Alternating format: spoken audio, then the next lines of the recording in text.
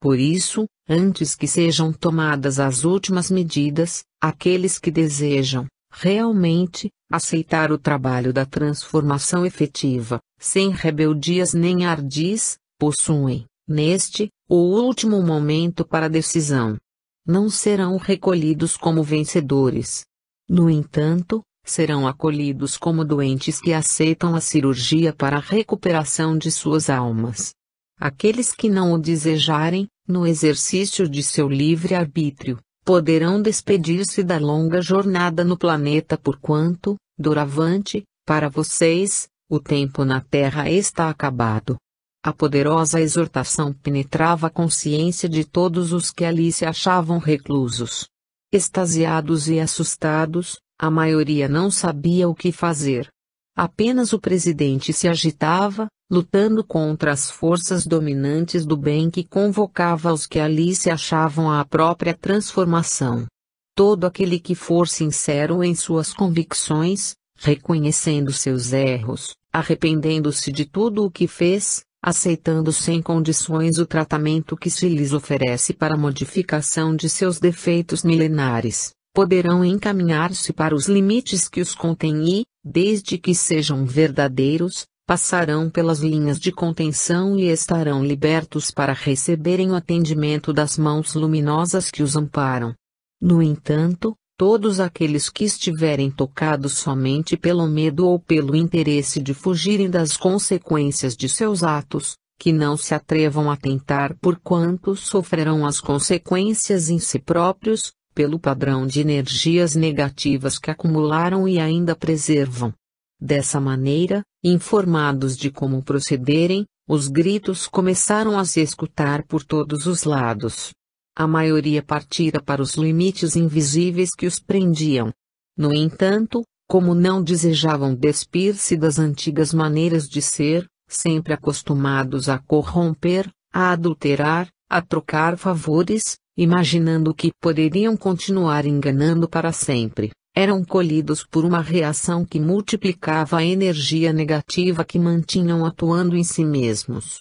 Como uma descarga elétrica, eram projetados à distância, caindo sobre os outros no aglomerado em que se ajuntavam, pressionados, entrando em pesado sono, depois do grito desagradável com o qual demonstravam a dor que lhes percorria o ser, assinalando para todos os demais que não havia como eludir as linhas de defesa que os circundavam.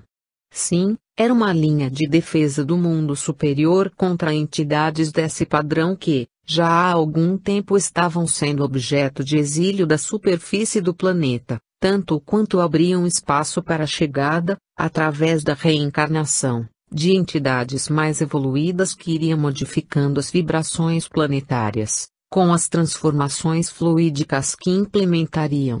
Daquele aglomerado de almas prisioneiras de si mesmas, apenas 2 conseguiram vencer as linhas de defesa, depois de se apresentarem profundamente arrependidas do que haviam realizado no mundo, ao longo dos séculos que suas memórias podiam abarcar. Várias entidades não ousaram caminhar até os limites de contenção, preferindo se manter no centro, observando as reações dos que a elas se atiravam, desferindo xingamentos na direção de todos os que, impressionados com o fenômeno e temerosos das consequências de seus atos, tentavam, levianamente, sair da rede em que se viram aprisionados. Outros mais gritavam para Josué, acusando-o de enganador, de ter preparado aquela armadilha para todos eles, já que ali estavam atendendo ao seu convite pessoal. Alguns que estavam mais próximos tentavam agredir o antigo líder que, sem saber como agir, por mais que se esforçasse em manter o controle de si mesmo, ia cedendo aos golpes daquele instante, enfraquecido pela luminosidade que se projetava sobre ele. Josué, ser líder é assumir pesado compromisso. Se a sua conduta, até o presente momento, soube arrastar os liderados pelos caminhos tortuosos e enlameados do ódio, saiba se redimir de tão grave desatino, liderando-os para outra estrada. Seu arrependimento poderá ajudar outros a que se conduzam igualmente a você. escutando as exortações que lhe eram diretamente dirigidas, revestiu-se da maior dureza possível para que não se permitisse vencer, orgulhoso que era, diante dos próprios comandados. Eu os odeio, representantes do Cordeiro. Covardes e perigosos que não são capazes de aparecer para o entendimento frontal como deveria ser. Vocês têm medo do quê? Se estamos todos presos, por que não se dignam surgir para o enfrentamento direto e pessoal? Intensificada luminosidade se apresentou dentro do facho radiante e um ser diáfano desceu, à vista de todos os presentes, para assumir posição diante de Josué. Aqui estou, meu irmão. Não para combater, mas para lhe estender a mão para que o arrependimento o auxilie no derradeiro instante de sua jornada. Josué não sabia o que fazer. Desejou avançar para a entidade com o fito de feri-la, mas não teve forças. Eu conheço seus sofrimentos. Somos amigos de outras eras e estivemos empenhados nas mesmas lutas de um dia, sob a bandeira do Evangelho. No entanto, separados por pontos de vista diferentes, seguimos por trilhas distintas, até que as labaredas da fogueira acesa por você conduzisse meu corpo para o seio das chamas devoradoras que me purificaram o testemunho para a elevação de meus ideais. Desde então, tenho estado em busca de apagar o incêndio de sua consciência, meu irmão. Os séculos se sucederam e as perseguições políticas nas estruturas do clero afastaram da retidão do culto simples desse nosso Jesus amigo e compassivo. Sempre a supremacia do poder humano e do dinheiro a corromper os menos afortunados, estendendo esse roteiro de sangue e lágrimas na extensão de seus passos. Ao mesmo tempo, estive empenhado nas manifestações preparatórias da chegada do Consolador que fora prometido ao mundo pelo Divino Mestre quando andava entre os homens. Sem méritos suficientes para tal empreitada, ainda que procurando fazer o melhor que me cabia, apartamo-nos da primeira hora de entendimentos, e nos colocamos em caminhos que pareciam opostos. Agora, diante das considerações evolutivas, chega a hora das definições. Dois grupos se entrelaçam na arena terrestre. Um a despedir-se por não conseguir elevação suficiente para permanecer e outro a chegar com o objetivo de acelerar a melhoria do mundo, na implantação de uma nova era. Não desejo que essa contingência da evolução nos seja o obstáculo ao reencontro e, por isso, me apresento diante de sua alma, antiga companheira, para que retomemos a empreitada no rumo da luz do Espírito. Josué, seu espírito é valoroso, cheio de talentos para se permitir consumir em uma outra jornada de milênios na escuridão de um planeta inferior. Não se entregue a essa nova queda, porquanto o destino que aguarda os que não se reerguerem será compatível com o mal que não desejarem expurgar de seus corações. Aceite o convite final para que, beijado pelo arrependimento, possamos encontrar o consolo da velha amizade, convertida em enlace sublime ao longo dos séculos do porvir. A emoção da luminosa entidade se fazia contagiante. Aproveitando a modificação do ambiente, com a diminuição do tônus negativo, inúmeros espíritos se fizeram presentes e visíveis aos olhares assustados e confusos de todas as entidades trevosas que ali se ajuntavam. Estamos acompanhando seus planos desde os antigos tempos e, sabendo edificar sobre as ruínas da destruição, podemos chegar até aqui, com a marca do amor sábio que permite os desatinos de alguns anos para, deles, retirar o ensinamento que transforma para a eternidade. Não resumimos este encontro a uma consequência grotesca de um casal infeliz que resolveu alterar o rumo de seus caminhos. Nem ao planejamento mesquinho dos que se aproveitaram dos deslizes humanos para resolver seus problemas pessoais. Nem daqueles que estavam à espreita para ganharem com a desgraça de alguns. Muito menos reconhecemos casualidade nas ações das faixas negativas a manipular os sentimentos humanos mais inferiores. Sobre todas as coisas, a ação do bem se patenteia, aproveitando as lutas do mal para salvar os maldosos, porquanto a bondade divina não os considera maus. São, apenas, filhos da ignorância e vítimas de si próprios. Por mais tempo que adiem a transformação, mais tempo terão lançado contra si mesmos as sentenças condenatórias.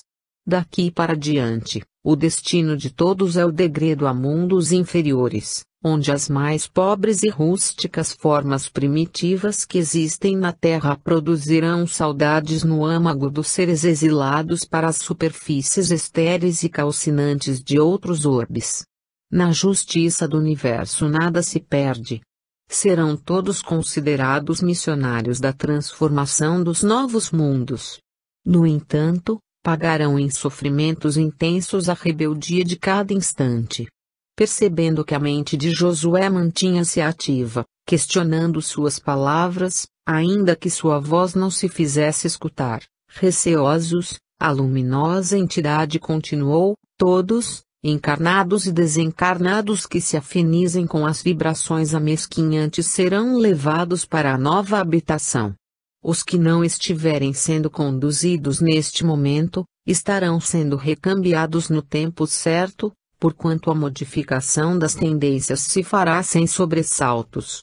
Durará alguns séculos todo o processo, mas, certamente, as divergências vibratórias se farão sentir mais intensamente deste período em diante, pelo agravamento constante dos processos de seleção e pelas reações da ignorância à aproximação do momento decisivo. Todos os que vocês usaram, no corpo ou fora dele, serão selecionados por si próprios e, do resultado final de suas vibrações verdadeiras, extrair-se-á a condição de habitante do mundo terreno melhorado ou de passageiro com bilhete garantido para as pousadas primitivas que os aguardam. Josué não conseguia mais se manter de pé. A força da entidade era tal, que o desejo de agredi-la foi transformado em fraqueza e vergonha. O silêncio estendeu-se por longos minutos, como se Josué estivesse a tentar reunir as últimas forças para adotar a escolha consciente que poderia modificar o rumo de seus passos por mais alguns milênios. Depois desse longo hiato, ouviu-se a voz do presidente, reduzido a frangalhos morais. Não tenho como voltar atrás. Ainda que reconheça meus erros, falou com dificuldade. Merecerei qualquer castigo, de tal maneira que prefiro recomeçar no inferno que mereço a estar ao seu lado, cuja bondade sincera, ainda que não seja de seu desejo, humilha meu ser. Quem sabe, em uma outra ocasião. Prefiro, agora, o degredo. E pretendo levar todos os que me acompanharam até aqui. Vendo a teimosia do antigo amigo que se fizera adversário, a nobre entidade inclinou a cabeça, resignada e triste, e respondeu: sua escolha é soberana e respeitada. No entanto, não terá mais o cortejo dos que acreditaram em sua palavra. Estará sozinho, afastado de todos eles. Quem sabe, ao preço da solidão, você medite sobre a sabedoria de como liderar melhor os seus companheiros, no futuro. Josué quis protestar, mas as forças lhe faltaram. Imediatamente a entidade veneranda se ergueu no ambiente, seguida de todas as outras, enquanto que os espíritos trevosos que haviam mantido a organização funcionando por longo período se viram envolvidos por um brando anestésico e tombaram, para acordarem mais tarde, em ambiente diferente e confuso, que os congregava para que fossem levados aos respectivos destinos celestes, nas diferentes moradas que existem na casa do Pai, mundos primitivos ou de expiação mais cruel do que aquela que existe na Terra de agora. Como que por encanto, ao desaparecerem os mantenedores vibratórios daquelas construções terríveis, os prédios e as diversas ramificações que se enraizavam na atmosfera espiritual da cidade se desfizeram como se fossem uma miragem a sumir diante dos olhares de todas as entidades que nelas prestavam algum tipo de serviço. Todas as almas que ali se achavam comprometidas, assustadas com o fenômeno, se viram perdidas, despejadas dos antigos pardieiros escuros e, sem rumo, não entendendo o que havia acontecido e o que seria delas, pareciam automatos hipnotizados que, repentinamente, fossem devolvidos à lucidez. Ao mesmo tempo, inumeráveis caravanas de espíritos generosos e devotados se mantinham a postos, espalhadas pelas esquinas das ruas movimentadas, a atender todos os que desejassem encontrar um novo caminho. Assim, espíritos luminosos se mantinham postados à entrada dos bueiros das vias públicas daquela região, tentando amparar as inúmeras entidades invigilantes que foram colhidas pela súbita transformação e que, vendo-se expostas ao ambiente novo, tentavam encontrar abrigo nos buracos existentes nas sarjetas nos quais buscavam se esconder, fugindo da luz da nova realidade. Era um verdadeiro formigueiro de almas nos dois sentidos da existência, todas empenhadas na realização do projeto do Cristo, melhorando a casa paterna que era representada pela terra, a fim de que, aqueles que se espiritualizaram, pudessem nela encontrar o refúgio depois da longa tortura. Muita coisa ainda estava por fazer porque aquela havia sido, apenas, pequenina batalha movimentar todas as forças do amor que dirigem os destinos humanos dos altos cimos da vida. Nas ruas da cidade, muita leviandade se repetia, muitos escritórios e clínicas de aborto, clubes e logradouros eram destinados ao exercício da maldade e do vício. No entanto, para todos eles estava demarcada a hora exata, no curso da qual, os seus integrantes exerceriam as últimas ações no caminho do mal, em processo de banimento de todos os quadrantes da terra. Valendo como hospitais improvisados, como prontos socorros de emergência, as casas espíritas se mantinham ativadas como pousada de amparo e descanso para tantos quantos aceitassem o processo da renovação, ainda que, para tal despertamento, tivessem que ser envolvidos pela dor. Os ambientes espirituais que as instituições cristãs espíritas sérias possuíam e possuem favorecia a transformação dos aflitos e a administração dos eflúvios salutares que visavam o reequilíbrio mínimo dos candidatos à transformação, antes que fossem encaminhados ao destino que lhes cabia enfrentar, destino diferente daqueles que teimavam no mal. No entanto, destino que lhes permitisse reparar seus equívocos pelo despertamento de suas consciências. Assim, em que pese serem todas as igrejas locais de elevação espiritual, quando não se confundem com empresas ou negociatas espúrias, as casas de oração que se espiritualizavam, tanto física quanto na atmosfera mental, se tornavam aptas a receber uma imensa gama de almas desequilibradas, para serem amparadas através dos processos da meditação superior, da irradiação magnética, dos tratamentos coletivos e das aulas de autodescobrimento promovidas por um sem número de trabalhadores invisíveis devotados e empenhados na modificação do padrão inferiorizado das vibrações humanas. O que não havia como negar era a noção clara de que, agora, era a hora da partida para todos os que se mantivessem arraigados nos antigos erros e no exercício das mesmas viciações mentais, materiais e morais. Era assim que as duas raposas costumavam resolver seus problemas pessoais, quando tinham outros incomodando o caminho. Os dias se passaram e, como haviam combinado, Leandro foi despedido com o prêmio para sentir-se compensado. Marcelo não voltou mais ao escritório, tendo mandado uma pessoa retirar seus últimos pertences. Silvia afastou-se definitivamente, entregando todos os seus casos para que Camila pudesse cuidar, alegando incapacidade física para dar continuidade aos processos. Reclusa em casa, entrara em depressão e começara a colher os frutos amargos do processo abortivo a que se submetera, além do acúmulo de anos e anos de leviandades, a se apresentarem ante sua consciência culpada, acusando-a de imunda e depravada. Estava em processo de desagregação da personalidade. Letícia se encontrava como que hipnotizada diante dos fatos.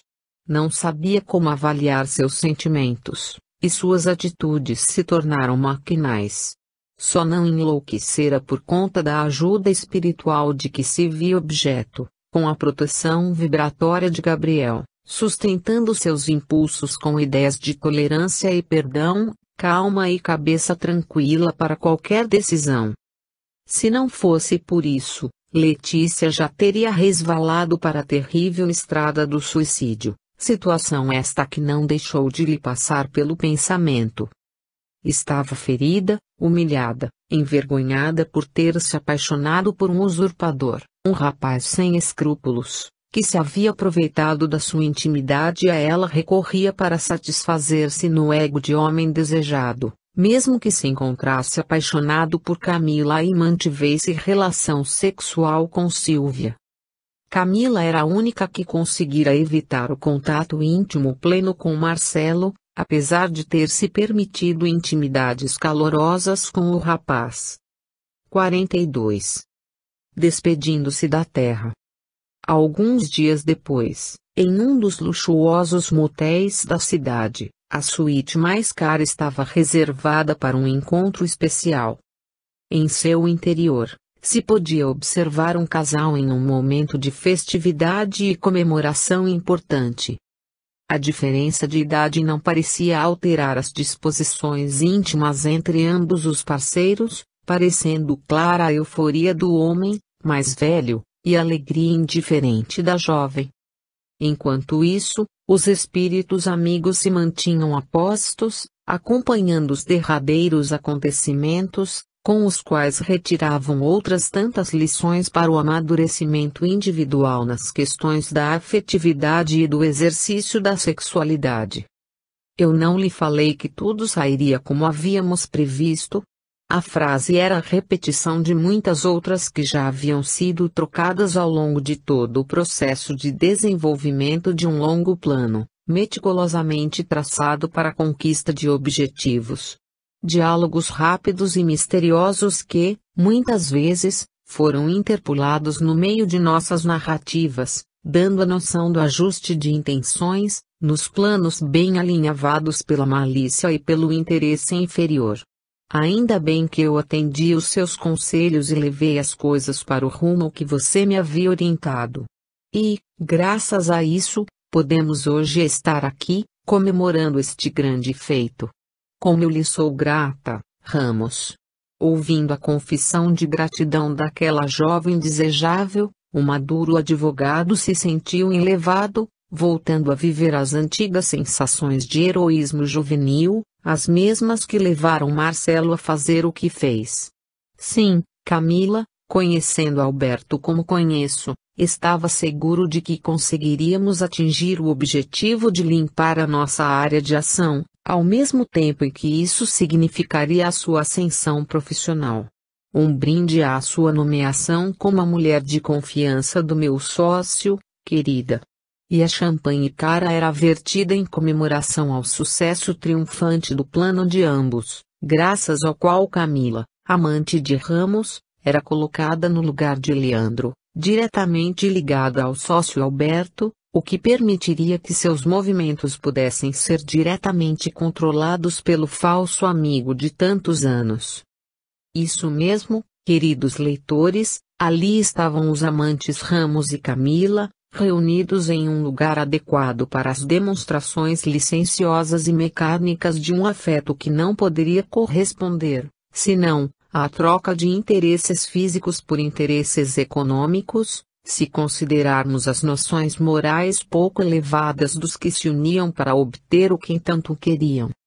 Ramos, homem desgastado pela vida e envelhecido pelo tempo, se sentia remoçado ao contato com a jovem exuberante, ainda que ele usasse seu dinheiro e se aproveitasse de sua influência e reputação social para atrair a moça. E esta, dotada de uma ambição maior até mesmo que sua beleza, fazia da relação espúria o trampolim para as conquistas mais desejadas de sua condição feminina. Não havia amor entre eles. No entanto, ambos se usavam e se consumiam segundo as conveniências do momento. Camila sabia que as concessões de Ramos, abrindo caminho para que conseguisse se tornar o braço direito de Alberto, o que permitiria, por fim, que ele próprio controlasse todos os passos do sócio, corresponderiam ao seu dever de se entregar como mulher e se portar como aquela que satisfaz o desejo físico e a ambição de um velho em ser admirado por ser visto ao lado de uma bela representante do sexo oposto. Não haviam conversado diretamente sobre esse acerto. No entanto, as cláusulas claras de tal contrato de interesses estavam estampadas nas entrelinhas de suas conversas e encontros, já existentes ao longo de um bom tempo, perfeitamente disfarçadas por uma conduta inteligente e discreta, a permitir que, no momento adequado, o laço da armadilha se fechasse. Todos estavam imaginando usar o outro, de forma a se valerem das fragilidades alheias. No entanto, todos acabaram usados para que as necessidades evolutivas seguissem seu curso pelos caminhos que cada um havia escolhido para si mesmo. Aproveitando-se da intimidade, entre um gole de champanhe e um beijo, Camila, envolvida pelos braços do amante, confessou: "Sabe, querido, estou muito preocupada com Marcelo. Nestes dias que passaram, eles têm me procurado insistentemente, acusando-me de traição, de ter ocupado o seu lugar, de tê-lo colocado em uma situação complicada, acabando com sua carreira. Nas poucas vezes que atendi ao telefone, estava desesperado e agressivo. Havia dito que Marisa, a esposa, o havia abandonado, indo morar com outra pessoa, que tinha perdido tudo na vida e que isso não iria ficar desse modo. Se ele caísse, muitas outras pessoas iam cair com ele. Depois que deixei de atender ao telefone, passou a deixar recado na caixa postal do meu celular. Escute este, que eu não desgravei exatamente para que você o conhecesse." Colocou para o amante o recado no qual Marcelo se dizia apaixonado, delirava com sonhos de união. Agora que a esposa se afastara dele, pedia para que ela acreditasse em seu amor, que estava desesperado e que não daria sossego enquanto não atingisse seu objetivo. O tom de voz de Marcelo era cavernoso, próprio de alguém que está às portas do desequilíbrio. De um lado, se derretia em confissões de amor e paixão. De outro, ameaçava destruir sua vida, acabar com ela se, por acaso, o substituísse por outro, não lhe dando a oportunidade de convivência íntima. Confessava que havia errado, mas estava arrependido e jamais havia mentido sobre o afeto que o ligava a ela. Entendendo que se tratava de ameaça grave, Ramos escutou todo o conteúdo da mensagem várias vezes. Solicitou que a moça lhe emprestasse o celular para que pudesse tomar algumas providências junto às autoridades que conhecia e, por fim, tratou de lhe atenuar as preocupações, tranquilizando seu espírito para que a noite pudesse continuar entre a excitação e o prazer compartilhado, na euforia irresponsável de quem pensa que pode usar os outros como peças em um jogo, sem nunca prestar contas do que tenham feito. Na verdade, Ramos sabia quem contratar para dar fim à vida daquele incômodo no caminho dele e de Camila. Por sua vez, longe dali, Letícia se entregava ao desequilíbrio mais profundo que havia sentido desde a idade adulta. Ainda que a companhia de Gabriel lhe servisse de apoio magnético, a jovem periclitava. Havia procurado Marcelo por diversos dias, mas, sem sucesso, também se valia do celular para deixar recados desesperados, nos quais humilhava a própria dignidade feminina, suplicando ao rapaz que correspondesse aos seus carinhos. Num misto de ódio e amor, dizia ao rapaz que ele havia sido o mais indecente dos homens que conhecera, mas que, ela não sabia por qual motivo, não conseguia esquecê-lo, o que a levava ao limite de sua sanidade.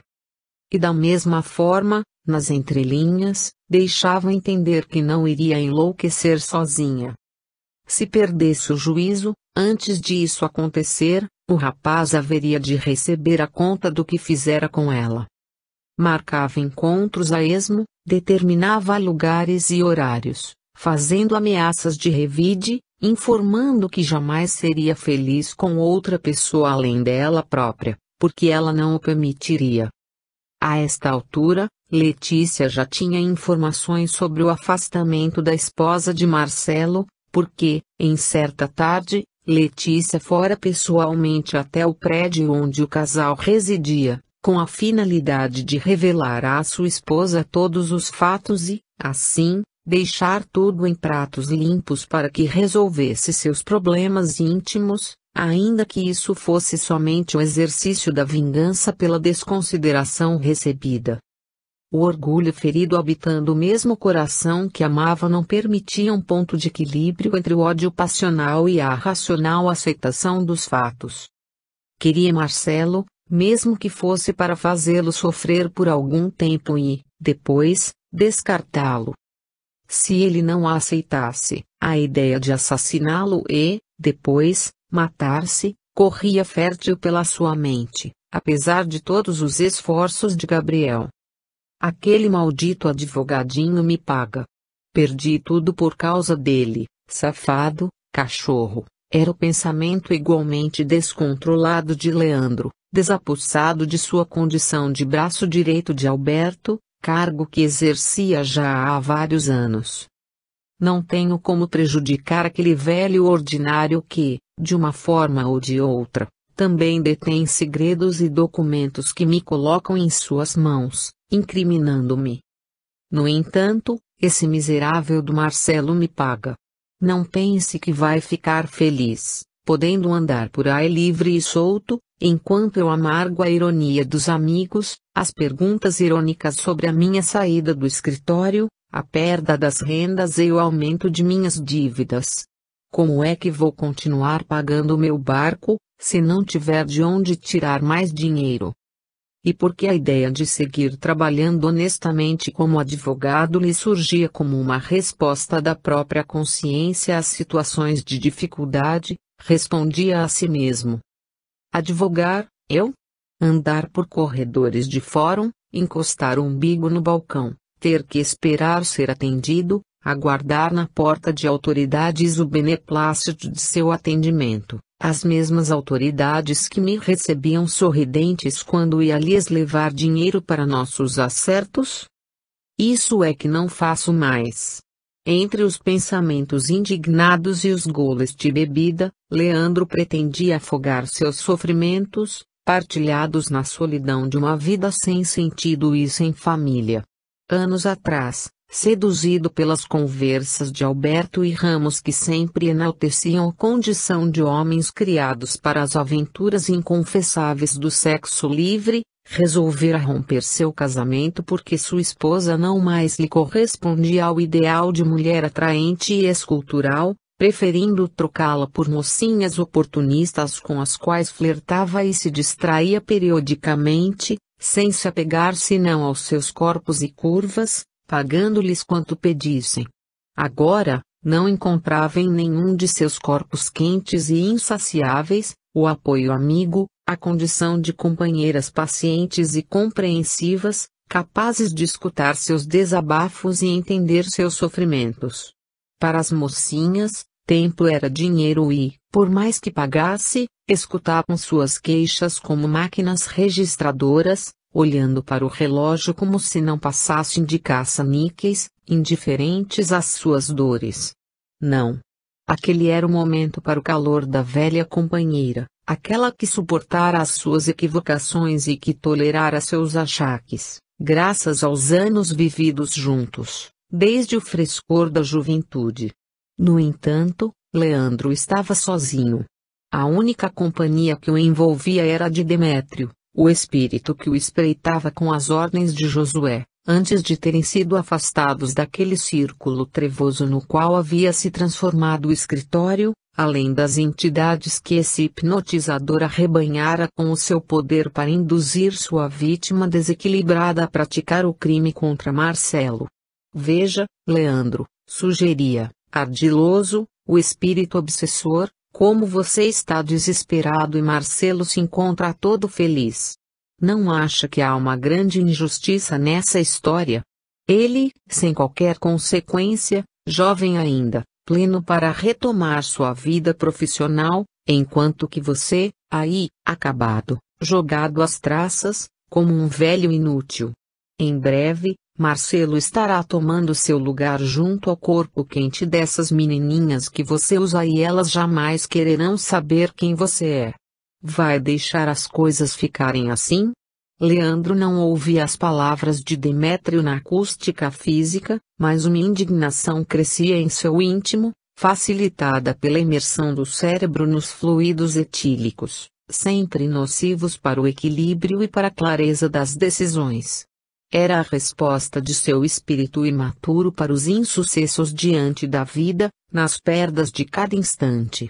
A sociedade moderna, tendo adestrado os homens para serem hábeis e astutos competidores, não os treinou para enfrentarem a derrota com a mesma coragem com que se atiram às lutas da conquista material. Derrotadas em seus sonhos, perdendo seus nichos dourados, decaídas de seu status, as criaturas se veem diante de seu real nível de evolução espiritual, surpreendendo-se quais crianças perdidas, derrubadas do caminhão que transportava os seus sonhos ao destino que, agora, não poderão mais atingir. E por causa disso, a maioria se permite o exercício da autodilaceração, da depressividade, da vontade de vingar-se do mundo, das pessoas, atribuindo culpas e responsabilidades a todos aqueles que surjam à frente de seus pensamentos. A vergonha da derrota ainda não foi convenientemente transformada pelas pessoas em uma força de reação no caminho da autossuperação, da renovação de esforços, da ruptura com o passado de erros, para a construção de um futuro diferente. Os que perdem seu tempo nos caminhos da indignação infantil, procurando responsáveis pelos momentos dolorosos que passaram, são homens e mulheres pela metade, não crescidos espiritualmente, carentes de confiança em si mesmos e em uma força superior que só lhes parecia existir enquanto lhes favorecia com concessões e regalias. Assim, Leandro não passava de um infante, mobilizado por forças e influências perniciosas que encontraram apoio e espaço em seus pensamentos de autocompaixão, a fim de que, semeadas as ideias de vingança, tais sementes pudessem produzir os efeitos determinados por Josué. Não. Aquele safado há de me pagar o desaforo, acusando-me sem provas e me colocando naquela situação desagradável. Perdi tudo por causa dele. Não permitirei que seja feliz enquanto fico amargando esta solidão e o prejuízo de não ter mais renda, não ganhar mais nada, ainda mais agora que estou velho. Marcelo pode pensar que tudo está resolvido, mas ele não vai viver o suficiente para sorrir sobre meus soluços. Por todos os lados, os jogos continuavam iguais, sempre com os desejos de livrar sofrimento e tirar vantagens das angústias de seus semelhantes. Dentre todas as pessoas envolvidas nessa trama tenebrosa, apenas Silvia não pensava em matar Marcelo. Talvez porque se achasse acostumada a usar as pessoas para extrair o prazer físico e nada mais, ficara indignada com as desagradáveis descobertas bem como se abatera por ter a sua conduta leviana com um colega do próprio escritório exposta ao conhecimento público. Sua imagem de mulher respeitável e séria havia sido destruída e, por isso, não poderia mais lá permanecer por causa de seu orgulho ferido. Além do mais, não poderia levar consigo seus antigos clientes e suas causas porque, em verdade, pertenciam ao escritório e não a ela. No entanto, tinha um filho ingressando na adolescência e, mesmo que o marido não servisse para muita coisa no campo afetivo, O garoto era o apoio indispensável para que seguisse querendo viver. O problema era que a perturbação obsessiva promovida pelos 2 filhos abortados se lhe incrustara no espírito, abatendo seu ânimo e cobrando o preço de sua leviandade. Suas forças escasseavam e sua mente se sentia frágil, constantemente convocada ao suicídio. Seus problemas acabarão com sua morte, gritavam os seus 2 obsessores, igualmente alienados quanto à realidade da vida dos homens. Vamos, venha para a nossa companhia. Somos velhos amigos. Nossa casa em Aragão nos espera novamente. Entre nós 3 continuaremos nossos encontros de prazer, aproveitando nossas relações de amor e carinho. Venha, Felícia, estamos precisando de você para que continuemos felizes, como sempre fomos. Nossas noites de paixão, nossos desejos ardentes, nossos momentos de alegria e vinho se repetirão. E as sucessivas lembranças caíam sobre sua consciência como um fogo a requeimar sua alma, traduzindo-se em insatisfação para com a vida presente, em vontade de morrer para ser feliz e, ao mesmo tempo, em pavor diante de uma morte que a colocaria nas mãos de seus próprios adversários desencarnados, os quais costumava encontrar frente a frente nos momentos de sono físico. Nessas horas noturnas, a agitação espiritual impedia que sua mente descansasse. A presença das 2 entidades, grudadas em seu perispírito como 2 tumores enraizados nela mesma, proporcionavam-lhe momentos de pavoroso desespero, numa luta incessante e ineficaz para arrancá-los de seu perispírito. Os únicos instantes de felicidade eram aqueles quando seu filho se acercava de sua cama, preocupado com seu estado de desequilíbrio, a lhe pedir: Mãe, não fique assim. Eu preciso de você. Vamos, melhore para mim, não fique doente. Se ajude. Eu já lavei a louça do almoço como você sempre me pediu, mas eu nunca me preocupei em fazer. Por favor, mãe, não fique assim. As solicitações do menino rapaz eram extremamente pungentes, única demonstração de afeto verdadeiro que havia impedido que Silvia buscasse o recurso do suicídio, como se isso fosse o fio de esperança a mantê-la lúcida e em busca de uma solução para sua angústia. Filho, mamãe está tentando não ficar assim. Reze por mim, por favor. Fique comigo. Estou precisando de você mais do que de qualquer coisa. E entre os 2 espíritos, adversários do passado, estreitava-se o laço de um verdadeiro afeto e confiança que se enriquecia naquelas horas de sofrimento que os unia, rasgando o véu da queda moral, do ódio e do desejo de vingança que os havia marcado naquela época em que ela se fizera amante dupla do pai e do filho, na antiga Aragão espanhola. Os momentos de aproximação de ambos eram um esforço tão intenso do filho para a recuperação de sua mãe, que até mesmo o coração indiferente do marido, acostumado a uma relação mecânica e formal com Silvia, viu-se tocado pelo seu abatimento e pelo carinho desse filho. Vamos, pai, não fique aí lendo o jornal enquanto a mãe está sofrendo. Ora, menino, sua mãe não está tão mal assim, respondia o pai, enquanto não se dirigira até o quarto, coisa para o que foi compelido pelas mãos do garoto, agoniado. Vamos comigo, pai, venha ver. Acho que a mãe precisa de um médico. Levado até o quarto, já que ambos não dormiam juntos há muito tempo, o aspecto de Silvia foi o suficiente para que Jamil, o esposo, não se mantivesse mais indiferente ao seu estado. Silvia, mas o que está acontecendo com você, mulher? Ora, Jamil, estou cansada, desempregada e só tenho Alexandre para me amparar, falou ela, sem desejar acusá-lo de nada. Não, mãe, o pai está aqui também e vai me ajudar a salvar você.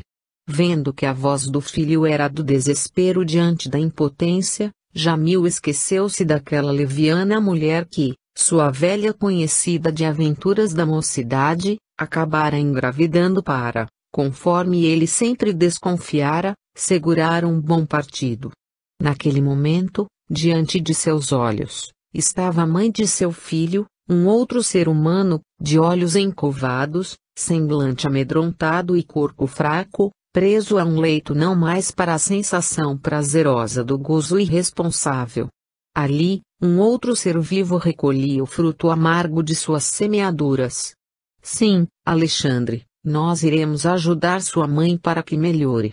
Vendo as palavras titubeantes de Jamil, Silvia respondeu, não desejando ser objeto de sua compaixão piegas, não desejo ser peso para seus ombros, Jamil. Nós sabemos como tem sido nossa vida e não espero que se veja obrigado a me conceder aquilo que nunca lhe ofereci, no carinho, na atenção e no devotamento que jamais lhe dediquei. Não se preocupe, Silvia. Nós todos temos errado muito e não a olho como a antiga namorada das ilusões mortas. Olho para você como um ser humano como eu, sabendo que se eu estivesse em seu lugar, seu coração adotaria para comigo a mesma atitude que espero poder ter para com você. Os olhos da mulher se fizeram molhados pelo comentário carinhoso e espontâneo do marido, já que, ambos, desde há muito tempo, se haviam esquecido que uma união se constrói não de sexo, de prazer, de culto ao corpo, mas, sim, de afetividade, solidariedade, palavras de apoio, estímulo e de mãos estendidas. Ali estava aquele que ela enganara tantas vezes, nas aventuras imaturas e sem sentido, mas que, agora, representava, para suas dores, o apoio necessário para tentar sair daquele confuso, no qual sofrimentos físicos mesclavam abatimento espiritual e desejo de morrer. Ao contato com o afeto do filho e a atenção do marido, a esperança de Silvia se fez mais intensa. Vendo que não poderia ser digna de uma ajuda de tal porte sem corresponder com sinceridade e autenticidade, cansada da vida mentirosa de prostituta de luxo que levava, adotou a decisão de, por primeira vez, ser verdadeira diante dos olhos e ouvidos do companheiro prestimoso daquele instante. Pedindo ao filho que os deixasse sozinhos e ao esposo que se sentasse ao seu lado no leito, passou a revelar-lhe o longo rosário de dores morais e atitudes pouco dignas a que se permitira, coisas que não eram de todo desconhecidas do marido, nos fingimentos consensuais que ambos se permitiram, apenas para manter as aparências e para que o filho não ficasse sem uma casa nos moldes tradicionais das famílias estruturadas.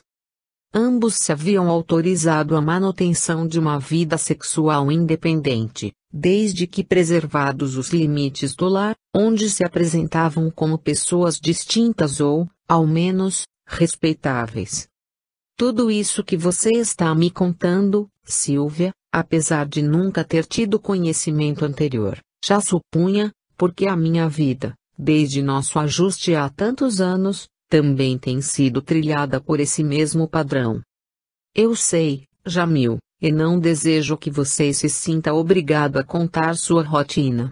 Apenas que, diante de sua atitude generosa para comigo, não gostaria que me apresentasse aos seus olhos sem confessar meus erros, sentindo nojo da podridão que me atola a alma, ainda que você não se importe com eles. A sua conduta amiga me faz lembrar da mulher honesta que dia fui. Necessitada de me arrumar financeiramente para poder estudar, entreguei-me a uma prática devassa na qual, durante a noite, ganhava o dinheiro que me sustentaria os estudos e a vida durante o dia. Ali encontrei um rapaz que se deixou envolver por meus caprichos e experiências na cama e, então, apaixonou-se por mim. Ele não era livre, ainda que não fosse casado, enquanto que eu e você já namorávamos. Depois de algum tempo de convivência, temi que acabassem descobrindo a vida dupla que levava. A paixão do garoto, que pertencia a uma família rica e também tinha lá seus interesses, me fez desejar não perder a oportunidade de arrumar um bom casamento.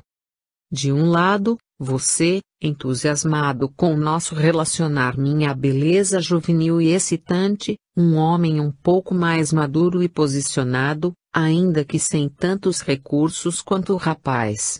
Do outro lado, o mocinho inexperiente, cheio de vontades e sonhos, de fragilidades, facilmente manipulável pela mulher astuta e inteligência.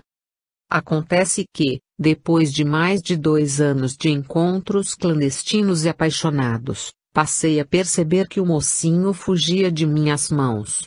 Uma força parecia afastá-lo de minha influência e, por mais que recorresse aos ardis materiais e sobrenaturais, via seu afastamento comprometer meus planos de sucesso através de um casamento apropriado aos meus interesses e futuro.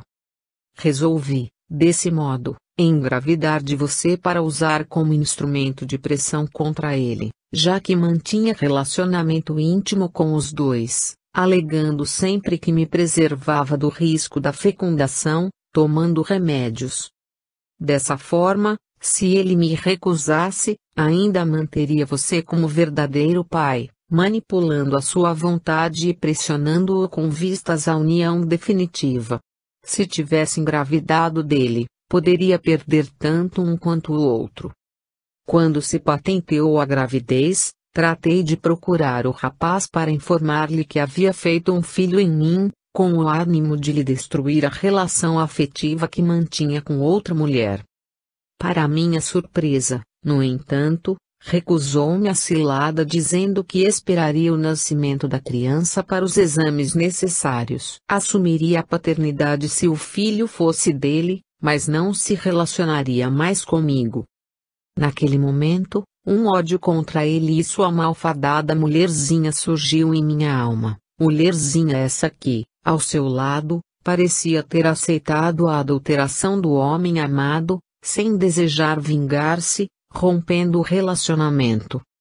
Com ódio pelo casal, mantive a gravidez e busquei me apoiar no verdadeiro pai que, até então, de nada sabia, revelando-lhe a existência de um filho em meu ventre, já sem alegria daquela que constrói um futuro, mas sim com o desejo de não ficar solteira com um filho para criar. As nossas relações já não eram as melhores. Você achou o filho fora de hora e sugeriu que eu abortasse, ainda que não tivesse me empurrado para esse ato. Resolvi não me desfazer daquele ser que, de uma forma ou de outra, corresponderia a uma garantia de pagamento de pensão alimentícia. Unimo-nos em um dia sem sol e isso parecia representar o meu próprio futuro. Formei-me e nos entendemos com o acordo dos que vivem, cada um a própria vida, com liberdade para fazerem o que desejassem dentro dos limites do respeito e discrição. A essa altura, o marido, emocionado, dificilmente conseguia conter as lágrimas, ao lembrar tudo o que vivera ao lado de Silvia. No entanto, tanto quanto a de Silvia, o negror da própria consciência naquele ambiente transformado em confessionário de amarguras e erros, o impedia de julgar a mulher, já que ele próprio não houvera sido muito melhor, desde os mesmos tempos de namoro. Isso fazia-se sentir apequenado diante do gigantesco gesto de coragem da esposa, ao desnudar-se na alma quando, até então, estava acostumada, apenas, a desnudar o corpo para os olhares cobiçosos de desconhecidos. Ao lado dela, no mundo espiritual, Félix e Alfonso a ajudavam com forças e boas vibrações, visando o início do processo do reerguimento moral. As energias de tais entidades envolviam os esposos em um luminoso halo balsâmico para que nenhuma ideia má ou sentimento inferior aflorasse daquele colóquio, cujo teor era marcado pela revelação da verdade. As próprias entidades desequilibradas que se ajustavam ao perispírito de Silvia encontraram momentos de repouso, propiciados pelas emanações espirituais favoráveis dos dois tutores da vida invisível, valorosos e trabalhadores. Tomando fôlego para continuar, Silvia apertou as mãos de Jamil, desejando senti-lo mais unido a si mesma. Foi então, Jamil, que me atirei a essa vida sem sentido, numa mistura de ganhar dinheiro e gastar dinheiro, desejando um prazer que nunca encontrei em ninguém, trocando uma felicidade de longo prazo que poderia ter construído ao seu lado, por alguns momentos de euforia e gozo com estranhos e desconhecidos. Nessa jornada, por fim, encontrei o destino justo para a leviandade que me acompanhava. Não sei por que motivos, apesar de todos os meus cuidados, há mais ou menos 2 meses engravidei de um rapaz casado e de boa condição social que trabalhava comigo no escritório, mas que você não conhece. Iludido pelos meus encantos, acabou aceitando dividir comigo algumas horas em um desses motéis espalhados por aí como armadilhas para os incautos da emoção. O relacionamento não envolveu sentimentos, como sempre. No entanto, quis o destino que eu acabasse recolhendo fruto de tantos anos de volúpias e leviandades. 2 seres começaram a ser gerados em meu ventre e, com isso, perdi o meu chão. Novamente me achava diante da questão difícil da idade e da gravidez, desta vez não desejada. Pensei em tudo, em Alexandre, nosso filho, nas perdas que poderiam acontecer em nosso modo rotineiro de viver e, imaginando qual seria o melhor caminho, optei por realizar o aborto clandestino, ainda que com toda a segurança de uma clínica decente. O rapaz não me obrigou, mas, igualmente, se viu aliviado quando soube de minha escolha. Há algumas semanas submeti-me ao procedimento. Entretanto, parece que, desde então, os gênios perversos do destino resolveram se vingar de mim. Tudo começou a ruir à minha volta, a começar do meu trabalho. Denunciado em uma reunião profissional na qual divulgaram os documentos e fotografias de meu relacionamento com o referido colega de trabalho igualmente casado, me vi convidada, pela vergonha e pelos olhares condenatórios dos outros, a me afastar dali. No entanto, desde o momento da malfadada intervenção, passei a me sentir estranha, com sonhos horrorosos e um cansaço que me destrói. Já procurei médicos. No entanto, não encontram nada que possam apontar como causa de tais sensações.